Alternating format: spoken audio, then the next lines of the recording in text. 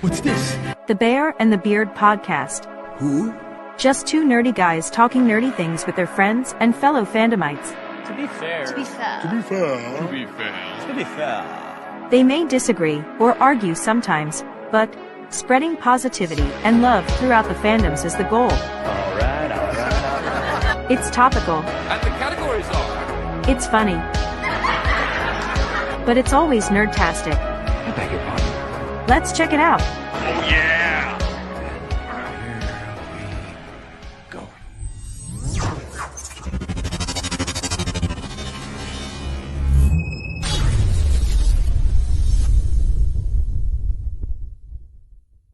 How's it going, guys? The Beard here, and last weekend I was able to attend Midwest Comic and Sports Expo.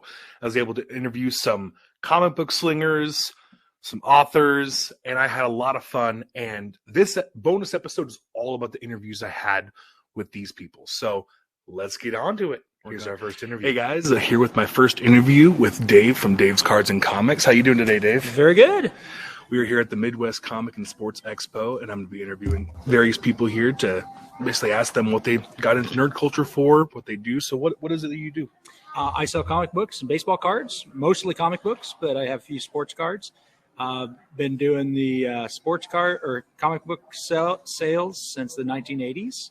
I had a shop here in York, Nebraska from the early 1990s to 2007. Now I do Comic Cons. That's awesome. So what first got you into nerd culture, your earliest memory of being geeky? My grandfather collected comic books. Yeah? I wish he would have held on to all the Golden Age ones, but he did give me all the old Walt Disneys from the 40s, 50s, and 60s. Nice. So that kind of got me going. I'm Uncle Scrooge geek. So what would you say is your favorite fandom of all? Oh, probably Star Wars. Big Darth Wars. Vader fan. You got to go with the hero. Yeah. Oh, okay. Well, he did destroy the Emperor. I mean, Luke didn't have much to do with that. So, In the end, he was the hero, which means technically he did bring balance to the Force. Yes, he did. The prophecy was technically correct. yes. So how long have you been doing Dave's Cards and Comics? We started in Minneapolis in 1986 and moved to York in the late 1980s and opened up a shop in York in 91. So been doing it ever since. Very nice. Before that, I used to buy everyone's collections in high school. So when people needed money to go out and do things like buy some beer, Dave was the guy that bought all their comic books. Thank you very much, guys. So with this being the Midwest Comic and Sports Expo, you also do some baseball cards and stuff like that, Yes, I do. correct? Yes, I do. Most of my baseball and football is from the early 80s through mid 90s. I do have some newer stuff, but I kind of switched more over to the comic books starting in the early 90s. So Very nice, very nice. Might be kind of a silly question, but how many comics do you think if you had a random number to throw out, how many comics do you think you've sold over the years? I would bet it's probably close to 100,000. Maybe That's more. amazing. 100,000 nerds blessed with comics. Yeah. Thank you very much for keeping me in business all these years. Do you remember what the first comic book you ever read was? I think the first comic book I ever read was probably either a Richie Rich or a Disney. I didn't know there was. I've heard of the Richie Rich show, but I didn't know that there was a comic book that was based off. Yeah, of. my grandfather bought all those, and it was probably before kindergarten. I don't know if I read it, but I looked at the pictures. The first comic book I owned was actually a Superman, and then I found Batman, and the rest is history. In your opinion, who wins in a fight most of the time, Batman or Superman? If Batman, only because Batman cheats. If Superman cheated, Superman would win every single time. Well, if Superman didn't hold back, I mean, I always love that the world of cardboard metaphor he makes in that one cartoon movie. Yes. It's so true. Like, he's always holding back because he's merciful. If he wasn't merciful, yeah. If he fought the same way Batman fought, Batman would not have a chance. But like I said, Batman cheats, Superman doesn't. So Batman probably wins. So if someone wanted to buy some comic books or cards from you, what would you say is the best method for them to do that? They can order from me online. My website, I have some bugs to still work out. Sometimes I get the messages, sometimes I don't. But on Facebook, Dave's Cards and Comics on Facebook. I'm the only one, so I'm easy to find. So you can check out my logo here. We gotta put the logo in here. Oh yeah. Don't you? I could be wrong, but I think I saw on Facebook. Don't you have a new shop? Yes. In Osceola? Yes. Have a shop right behind my house. We bought the lot from the city, so it's just about 15 steps from my back door, which is nice. It's a small building. We put up a 24 by 14 building, and I basically set it up just like a con. I would at a con. Very nice. Close. So, well, one of these times I'll have to come over there so we can set this up and do an episode there. Oh, that would be awesome. Talk some nerdy about some comic books. That would be great. I would enjoy that a bunch. So, being someone who sells comic books, when it comes to Marvel, what's your opinion on comic book accuracy? Do you think they should do things super accurate to the comics, or do you think they should kind of stray off to kind of tell something a little new, mix of both? What's your opinions on that? I'm kind of a mix of both type of guy. I realize that a lot of the stories were written in the 60s, 70s, 80s, and they don't translate very well to today.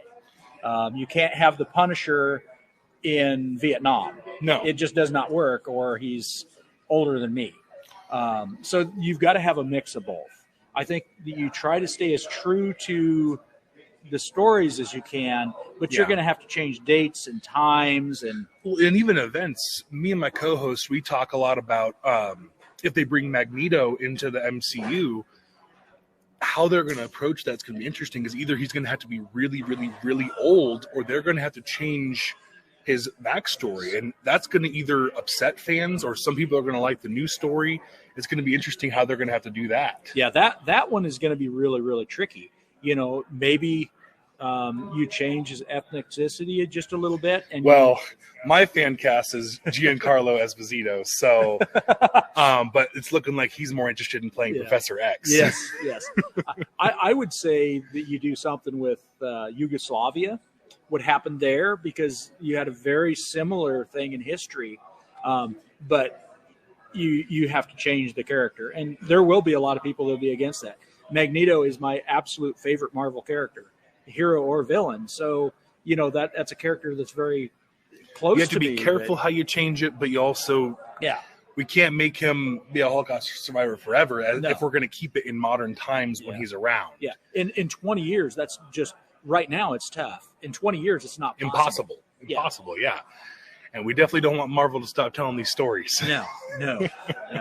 And they've done a great job. I mean, there's some movies that I like a lot better than others. There's some that I thought fell a little flat. But overall, they've done a great job. I can honestly say the only Marvel movie that I actually hate, the only MCU project that I absolutely hate, is Thor: The Dark World. Yeah. I just feel like they just kind of missed the mark with that one. Yeah. That had great acting. Oh, yeah. For me, that's the only thing that saved it. It wasn't a very good storyline. There's been a couple of newer ones, and I've got to be careful saying that because people think that I'm against a lot of the stuff that they're doing. I just think some of the stories, like for me, Eternals just didn't work. See, for me, I liked Eternals because I never read any of the comics that had those characters before. So for me, this was something completely new, and I love every actor that they had in that movie. And the best thing I love about that movie is how they handled speedsters. DC, get on Marvel's level with speedsters. I rewatched the movie, and every time I rewatch it, I actually like it more. You remember the scene where the speedster is fighting, I think it's Icarus, and there's a moment where you think that she hits him, but actually she just hits him with a sonic boom. Yep. That is mine. I want to see the Flash be like that. As tough as it is for me to say it, because I'm a huge Flash fan. Oh yeah, for me, the best. And I know the movie didn't go over very well, but for me, is how they handled Quicksilver in the X-Men movies. I really liked Quicksilver. I thought that was probably one of the best I'd seen. I really enjoyed that. I think if we get a mix between that and the way they handled the speedster in Eternals, because seeing the slow down motion, that's pretty cool too, but seeing a speedster in real time, that's cool too, because you get to actually see their immense speed. Yeah, that is cool. That is cool. I will give you that. All righty. Well, thank you so much for sitting down with me and chatting. All right. Hope you enjoy the rest of the con. I'll get some more interviews with some more people throughout the day. But until then, stay awesome, stay bearded, and much love. That was a lot of fun. I want to thank Dave for having time to sit down with me and chat about being nerdy and what he does. So now we're going to get on to our second interview with the Comic Cop. Take it away. And I'm here with my second interview with the Comic Cop. What's your name again? Wes Jaden. You get started into this. Well, it was kind of weird. It started all after the first Avengers movie came out. I watched the movie and I loved it. Got into Captain America, started buying some little stuff, then started buying a little bit more and selling to keep buying Captain America. Then we got into doing some live shows on Facebook, and it just kind of blew up from there. Our business, I do a live show on Monday nights and Thursday nights on the Comic Cop page. And it's family business. It's me, my wife, my daughter, and my son that all buy the comics, and we run the show and do all the stuff and do all the shipping and everything else. So it's kind of a fun thing. That's awesome. So was watching the Avengers movies your first dive into nerd culture, or were you kind of into some stuff before that? I always was a nerd. I looked Awesome. like I grew up as a nerd. We were just too poor to afford all the cool stuff, so I got to play with everybody else's Star Wars and Absolutely. everything else. Go over to the friend's place and play the lightsabers. Yeah, so I was always kind of a nerd, but really just getting back into watching the movie, and I started getting immersed into the comic book world. And it just kind of kept getting a little worse and a little worse and a little worse. And once you get started getting into comic books, I very, very recently started actually reading comic books. I used to just look up comic book information. That way I knew what I was talking about. But when Moon Knight came out, I started reading the Moon Knight comics. And now I'm just getting into my favorite character is the Hulk. So I get into that. What would you say is your favorite comic book character? Captain America. Captain America, Moon Knight is very close. I collect them both. You're going after my co-host's heart right there. He's a huge Captain America guy. So nice. Yeah, I'm. My problem is I'm a completionist, so I think I have to have every Captain America. Poor choice of characters to start collecting because the stuff goes clear back into the 40s. Well, and then people are making new stuff. I was just talking with the guy over there. I'll be interviewing later. He has that 3D printed Captain America thing over there. Have you taken a look at that? That's so cool. Awesome. Yesterday, towards the end of the show, I walked over and put on one of the Cap helmets, and I'm like, oh, my wife will kill me if I come home with this too. So, but yeah, it's those, and then I personally collect police-related comic books too. I love Golden Age books, and being a police officer, retired, and now I'm starting back again full-time. Other police officers don't usually understand the nerdism part when I talk about, and they smell good. Have you ever noticed that with comics? I have never actually purchased an actual comic book. I read them on Marvel Unlimited. Yeah. But I know when you get a new book, at least, there's that new book smell. So I imagine comic books get that same thing. You get a Golden Age book, and you open it up, and you smell that ink, and my wife walks in, and she goes, what are you doing? She thinks I'm crazy. So, if people wanted to buy some stuff from you, do they buy it online? Do you have an actual shop? What's the best way for people to purchase from you if they're looking for you?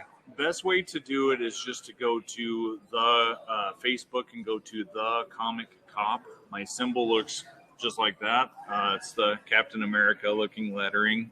Best way to do that is go on there, like the page, check out some of the shows. I do some buy it now stuff too.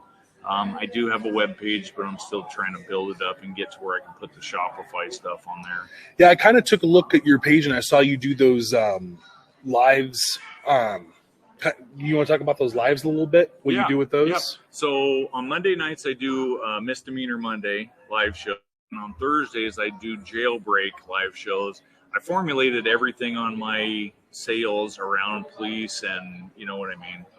It's kind of weird, but so like on my live shows, I'll have a deal called an evidence tag, and as I'm selling books, if your book has an evidence tag on the back of it, you win a free book that I have sitting out, and then we do prizes for the shows. That's cool.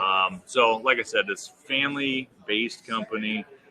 we just started this to have fun, and Absolutely. it's still what it's all about, is just having a good time. And you know, if you're not having fun, there's no point in doing it, right? Yeah, yep. So yesterday my wife was out junk johnning, and she came home with a whole bunch of books, and I got home last night, and I started digging through the pile, and one of them was the first Ghost Rider.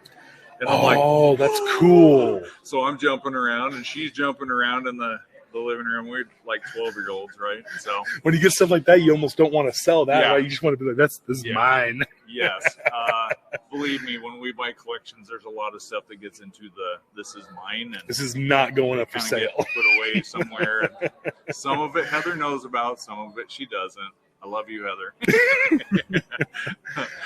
All righty. Well, thank you for sitting down with us. We'll definitely, I'll get your a business card from you or something, so we can put your links in the description so people can find you. Thanks so much for sitting down with us. Thanks, man. I appreciate it. Hope you enjoy the con. Want to thank the Comic Cop for stopping in by the booth and chatting with me. Definitely got to check out his lives and buy some comic books from him. Now we're going to get on to our third interview with the Universal Greeblie. I think I said that right. Had a lot of fun chatting with these guys, so let's get on to the interview. All right, I'm here with the Universal Greeblie. How you guys doing today? Good. Great. Thank Is you. enjoying the con? Yes. So these guys got all kinds of cool stuff. Tell them what you guys do. So about 2 years ago, I've always wanted a 3D printer, and finally they came down. I've been looking at 3D printers for like the past 10 years, and at that point they were, tens of thousands of dollars, and they've slowly come down in price. And 2 years ago, I was like, okay, I can justify for my birthday to get a $300 or $400 printer. I convinced the wife and everything, and so I just wanted to print desktop toys and little things because I love little gadgets and stuff. And then, but then I was like, Iron Man is my favorite Marvel character, so I was like, I want to build a life-size Iron Man suit, not to wear, but just to have displayed. And so I found a couple people. Not to wear. Yeah. Wink. Yeah. Well, I mean, I don't do the cosplay. I like displaying stuff more than actually cosplaying. But so I started following this guy, and then I noticed there's a big trend of Iron Man suits online. So I was like, well, I'll just go and look for other life-size things to build. And I came across this website, Droid Division, and he had a life-size IG-11 from The Mandalorian, which is a spin-off of IG-88 and Empire Strikes Back. And so I just started printing that, and I made a TikTok of it. So I think my channel is just my name, Drew Hoffmeyer. Okay. And it started to get a huge following. I was like, this is crazy. This is cool. Like, I'm just doing what I like to do, building stuff. And then I started having 3D printing companies reach out to me like, hey, would you want to promote our 3D printer? And I was like, yeah, sure. So then it just kind of snowballed. And then I started getting more droids from this Droid Division because they're super fun to print and build. And then my brother Ross, I kind of learned from him when I was a kid because he was always kit bashing models. I remember one model he did. I don't know if you remember this, but you took like a character and you like cut his leg apart. So like you put it in water. So it looked like this A resin. Yeah. So it looked like The this, army man. Yeah. So it looked like this army guy was Had a diorama. Yeah. It was just a cool diorama. And that kind of got me thinking like, oh, you could like tear apart stuff and put it back together to make it look realistic. And it looked like this soldier was laying on the bank of water with his leg, still kind of in Plastic the water. resin. Yeah. I remember that. Yeah. So that always inspired me, and I always liked movies and building props and all that stuff. So that's kind of how I've always been into the culture. With that being said, I know that when I was talking to some of the other comic guys here, that I can remember the first time I made. I do more with foam, mask, and armor with cosplay. Haven't really got into the cosplay, but I wear a lot of the things, not in public yet, but but yeah, I remember the first time I wanted to make a knight's helmet, and I had a football helmet and duct tape, and you just wrap the duct tape and then you keep the visor on, and so that's kind of how I started. And then just with the YouTube and looking up things, then it was basically finding stuff out there, resources that really couldn't do when I was 12 or 13, but now with HD foam, all the foam mats you can ring, contact cement, acrylic paints, everything that is out there, you just kind of throw it together, and there's a lot of great sites out there to teach people how to do it, and how's it going, and patterns, and it's just it's super easy, super fun, and your imagination is at your own disposal. You can just as well. You can see with the pictures, anything can be done. All that stuff just looks amazing. The little droid actually is what really drew me in. Yeah. Which droid was that? The one, I can never remember the name of it, the bug looking one. Is it the Buzz droid with the yellow? Yes. Love that. Yeah. And so what's cool about that guy is he actually fits inside his ball. Like you have to take a lot That's of what he was saying earlier. attachments Yeah. off. But yeah, the guy that designs those, like he just has that mind for, and I've seen it over the iterations of all the different droids he's done. They're getting better with, like, you don't need supports to print it. The ball and joint sockets, like the rat catchers over there, and his arms are all jointed where you can bend them anyway. So I mean, they're extremely well designed and modeled. So it makes it super fun for me to print it and build it and paint it. And we both have, the same intent. We both like the same things we're building. I had him build, have him print off the nose for a Wookiee and teeth, and so we have I put together a Wookiee costume, and so we kind of build off of each other. I help him do with the paints and builds, and so it's really fun to get to do something like this. So I'm building a very large sand crawler, and I think it was one of the new TV series. I don't know if it was Boba Fett, but I think Mando had it was the sand crawler, and then they put the crate dragon. They put his skull on top. Yes. So I'll probably have Ross help me make that skull out of foam or something instead of printing it. But yeah. So what's your guys' earliest memory of being in nerd culture? Have you guys been nerds since you were young? 1977 when I went to Star Wars for the first time. I was 10. 7. What was that like going in for Star Wars the first time before it's like a big thing? What was that like? You didn't know what to expect? No, it was you just didn't know. It was amazing. That something out there was it was amazing. That's awesome. No words. It was that great. And that's when I got hooked.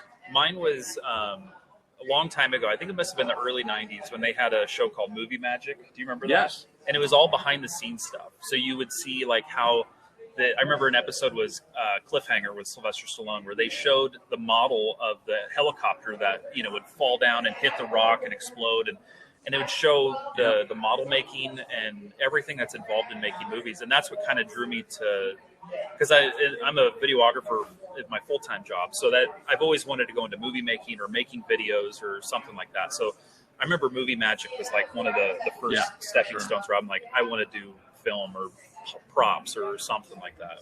Yeah. Oh, and definitely Tom Savini was a huge impact in my life.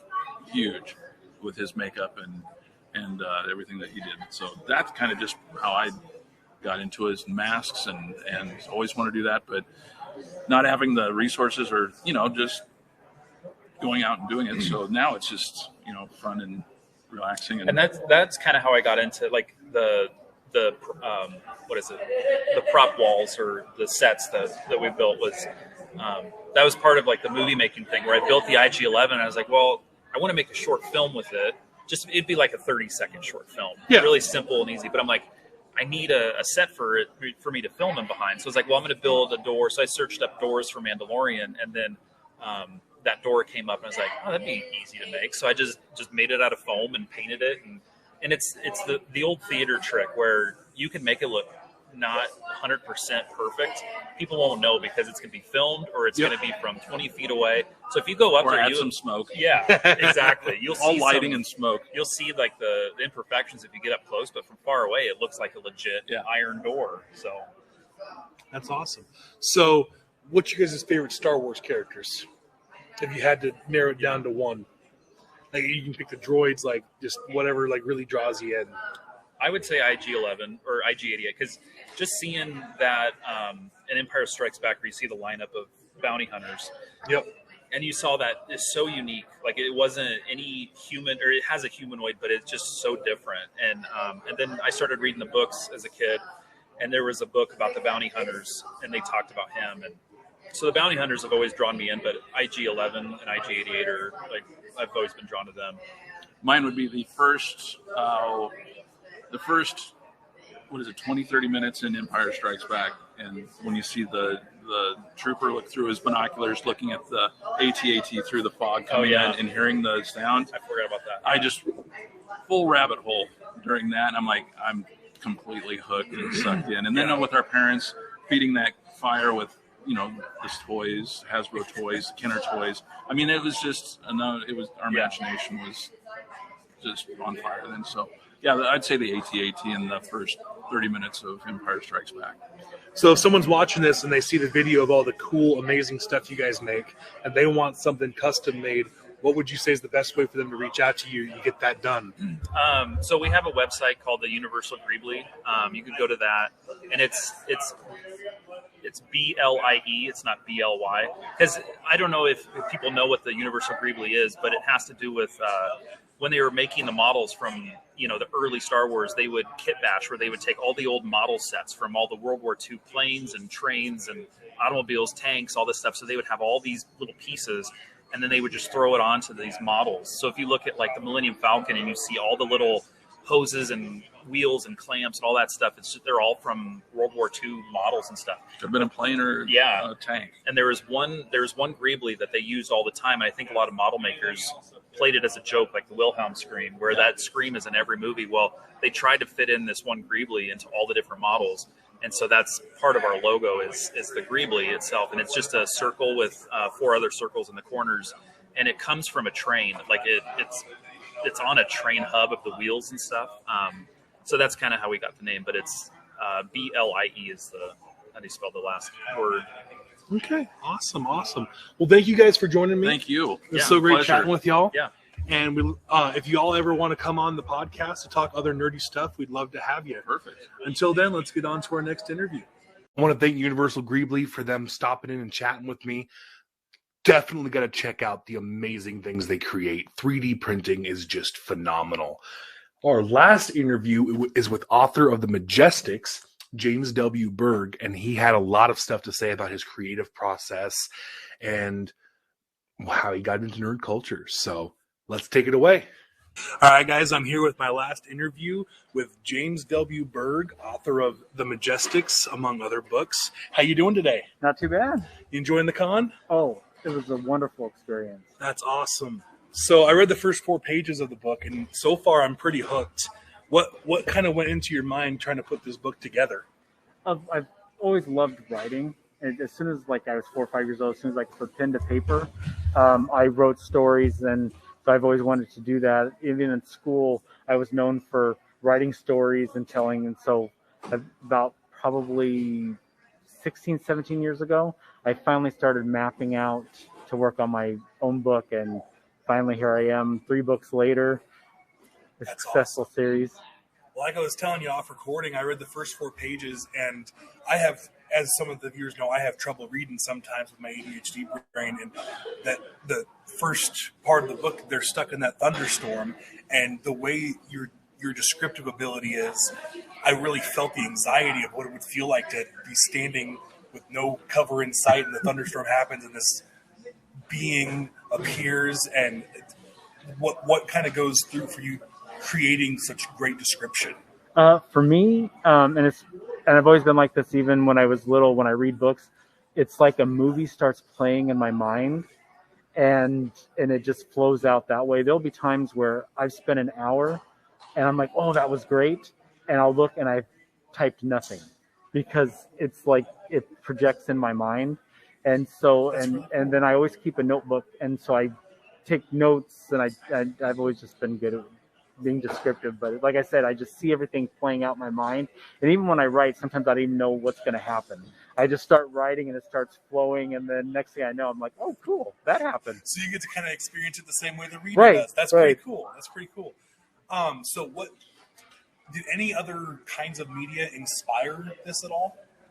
I've always loved the fantasy genre. Yeah. When I was little, the very first fantasy series that I discovered was Dragonlance. Okay. And then I went to explore. I used to go to the bookstore and try and find any fantasy series that I could find to read and devour. And I've always loved that kind of genre and reading.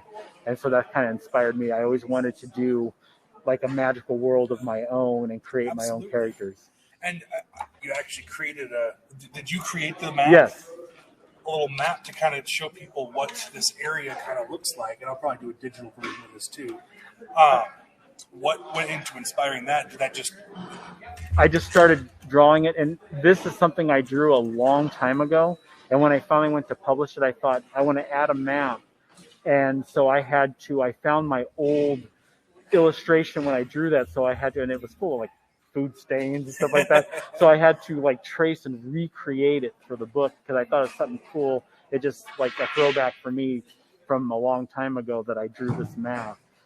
So I saw you have a couple other books. Are those both continuations Yep. of this? Yep, it's the Books of Bergonia is a fantasy series. I have 8 books planned out. I have 3 so far. I just published the 3rd one. The Majestics is the first. Second one is Conquest of Fire. And then the 3rd one that I just released at the beginning of this year is Battle for Bergonia. And then I'm already about halfway through the 4th book, which will be a collection of short stories. And then I'll have another 3-book arc and then a collection of short stories. That's awesome. Well, I'm definitely, after I read this, I'll have to order some more from you. What's the best place you would ask people to order from? Just you can go to my Facebook page, the Books of Bergonia. I can be contacted that way, or Books of Bergonia at gmail.com. I can be emailed at. And then one of the nice things, if you get them directly from me, I have this thing where I like to sign each book, and it includes a matching bookmark. That's yep. Got the bookmark right here. It's pretty cool. So another question I've asked all the people I've interviewed is, what's your earliest memory of being immersed in nerd culture? 4 or 5 years old. I just remember seeing, and it's so funny. I remember seeing this live action DC series of superheroes, Shazam and all this stuff. And nobody ever believed me that this existed. They're like, oh, you made this up in your mind. And I was at a con, I can't remember how many years ago, and this guy had old TV shows, and it was Legends, I think it was called Legends of the Super Friends, and it had Batman, like Adam West Batman, and it existed. He had it. And so I bought it. It cost me a pretty penny, but I bought it. And I got home and watched it, and I thought, this is what I remembered, because it was. Awesome. I just remember being really little and seeing it come on TV, and nobody believed me this existed because it was like, I think the 70s or something. That's pretty cool for them to have something like that early on. That's pretty cool. Do you watch any of the current nerd stuff, Marvel stuff like that? Oh yeah, I have every Marvel movie on DVD. I have, even Marvel, DC TV shows. I have them all in box sets. The collector in me has to have them all, and they're in chronological order of how you're supposed to watch them. That's awesome. I see that's a debate online about what way people should watch them. Should they watch them the release order or chronologically in time? What's your thoughts on that? Well, I watch them as they come out, but then I put them in chronological order. And if I want to go back and watch them, I have to watch them chronologically.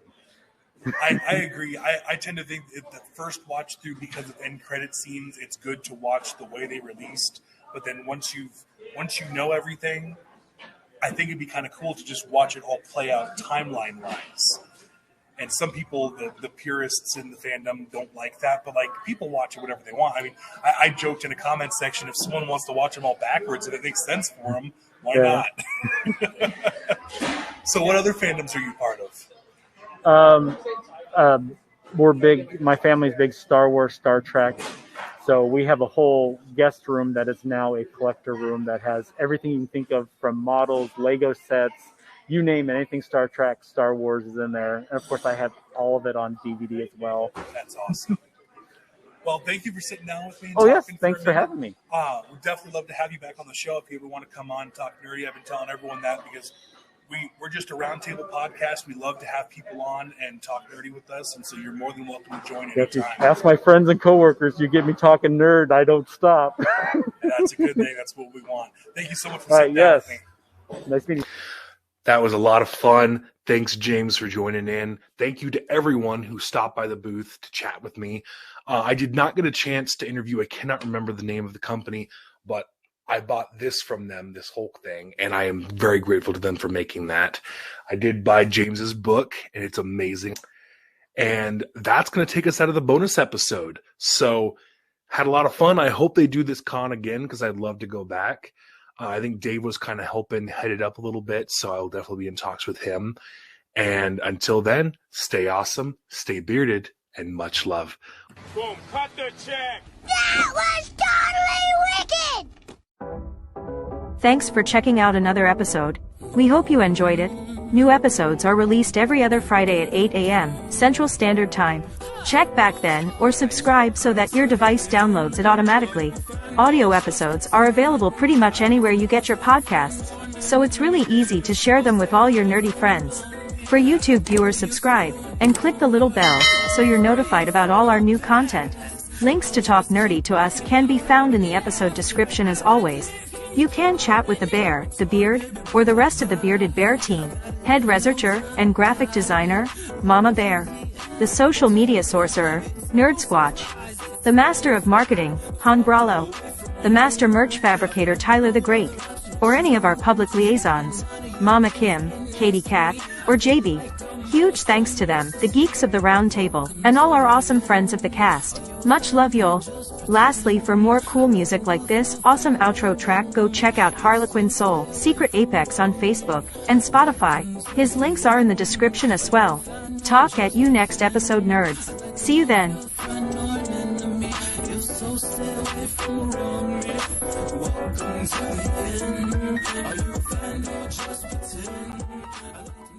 Tell me a joke. What's an avocado's favorite arcade game? Whack-a-mole.